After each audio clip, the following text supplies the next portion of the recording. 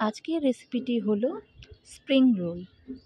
Sheet বানানোর ঝামেলা ছাড়াই ব্রেড দিয়ে অতি সহজে কীভাবে স্প্রিং রোল বাড়িতে তৈরি করে নেওয়া যায় চলুন দেখা যাক। এই রেসিপিটির জন্য প্রথমে একটি কড়াইয়ের মধ্যে সামান্য সাদা তেল নিয়ে একটু গরম করে নিয়ে তাতে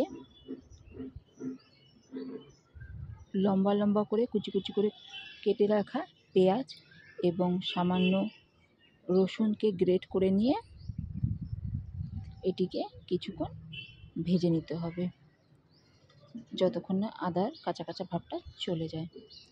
এবার ভাজা হয়ে গেলে এর উপর দিয়ে একটু লম্বা লম্বা করে কেটে রাখা ক্যাপসিকাম দিয়ে দিতে হবে। এখানে সব সবজিগুলো একটু পাতলা পাতলা লম্বা লম্বা করে কেটে নিতে হবে, যেভাবে আমরা চাউমিন বানানোর সময় কেটে নিই সেরকমভাবেই। এবার এই পেঁয়াজ রসুন এবং ক্যাপসিকামকে একটু ভেজে নিতে হবে, একটু হাই ফ্লেমে ভাজতে হবে যাতে এগুলো নরম না হয়ে যায়। এবার এর উপর দিয়ে গ্রেট করে রাখা গাজরকে দিয়ে দিলাম। এখানে আমি একটি গাজরকে গ্রেট করে নিয়েছি, আপনারা চাইলে এটিকেও কুচি কুচি করে একটু লম্বা লম্বা করে কেটে নিতে পারবেন। এরপর আমি এর মধ্যে বাঁধাকপি অ্যাড করে দিলাম। বাঁধাকপিগুলোকে একটু লম্বা লম্বা করে কুচি কুচি করে কেটে নিয়েছি। এবার এই সবকটি সবজিকে একটু ভালো করে ভেজে নিতে হবে। এবার এর উপর দিয়ে স্বাদ মতো লবণ দিয়ে দিতে হবে এবং একে একে মশলা যেমন গোলমরিচের গুঁড়ো,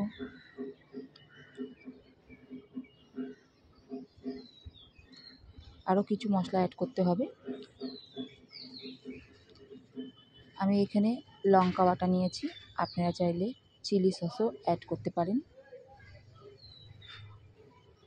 এরপর একে একে সসগুলো অ্যাড করে দিতে হবে। তার আগে সামান্য পরিমাণে চিনি অ্যাড করলাম, আপনারা চাইলে চিনিটি স্কিপও করতে পারেন। এবার এর মধ্যে 2 চামচ টমেটো সস দিয়ে দিলাম এবং 3 চামচ সয়া সস অ্যাড করে দিলাম। এবার এই সসগুলোর সাথে এই সবজিগুলোকে ভালো করে নেড়ে চেড়ে মিশিয়ে নিতে হবে এবং কিছুটা সময় 5 মিনিটের মতো ভেজে নিলে হয়ে যাবে পুরটি তৈরি। এবার আমি একটি ব্রেড নিয়েছি, ব্রেডের সব ব্রেডগুলোকে 4 ধার কেটে নিয়েছি, যেটি কালো অংশ থাকে এটিকে কেটে বাদ দিয়ে দিয়েছি এবং বেলনার সাহায্যে এগুলিকে একটু চেপে চেপে বেলে দিয়েছি। এবার পুরটিকে মাঝখানে দিয়ে দুপাশে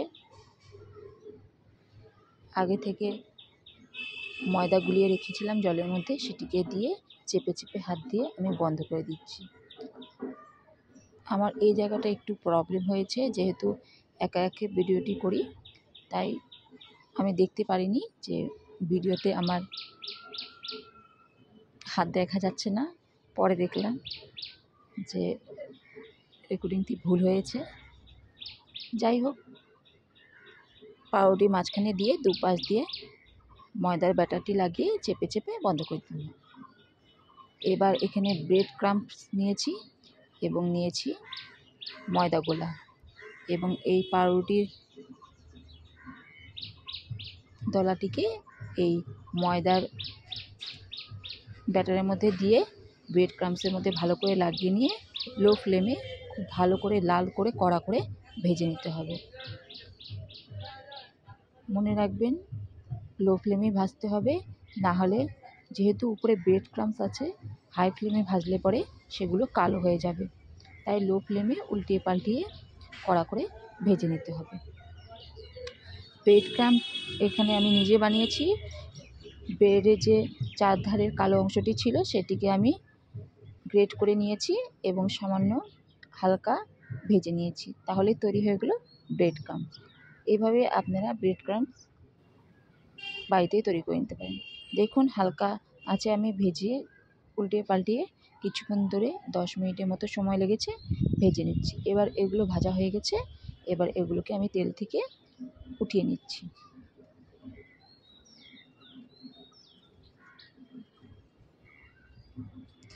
যেহেতু স্প্রিং রোলে শিটটি বানাতে ঝামেলা হয়, হতে চায় না, তাই এভাবে পাউরুটি দিয়েও বাড়িতে খুব সহজেই স্প্রিং রোল তৈরি করে নেওয়া যায়।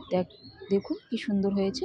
প্রথমেগুলো একটু চারকোনা হয়েছিল, কিন্তু পরেরগুলোকে আমি হাত দিয়ে চেপে চেপে একটু রোলের টাইপের করে নিয়েছি। দেখতে যেমন সুন্দর হয়েছে